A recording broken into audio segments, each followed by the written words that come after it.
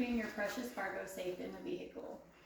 When you leave the hospital with your newborn, they always check and make sure that you have the correct infant carrier before going home.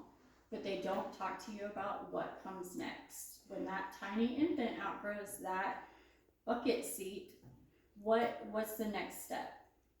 When they get too tall for the seat after that, what's the next step? They don't talk to you about that stuff. So let's talk about that. With the help of the CDC website, I'm going to help you choose the correct car seat for your child in each stage of life.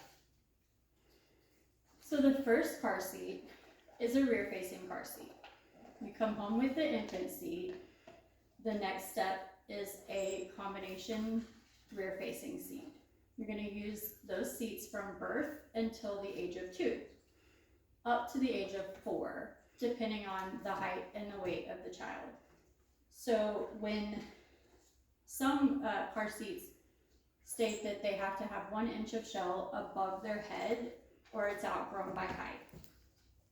The straps need to be coming from below the child's shoulders while rear facing, and the chest clip needs to buckle on the chest, and the straps need to be snug to make sure that your child is correctly in the car seat.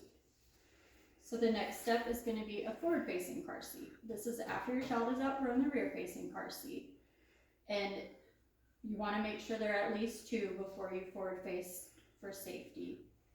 They will most likely stay in this car seat until booster and until at least the age of 5. So in a forward-facing car seat, the straps need to come from above the shoulders. The chest clip also needs to be at armpit level, just like when rear-facing. You want to make sure that your child has fully outgrown the forward-facing car seat before you put them in a booster. It's safer to be harnessed than it is to be in a booster seat. A booster seat can be used from the age of 5 and up. When using the booster seat, the seatbelt needs to cross the center of the shoulder and go across the waist, not the belly. The booster seat helps to keep the seatbelt off of their stomach.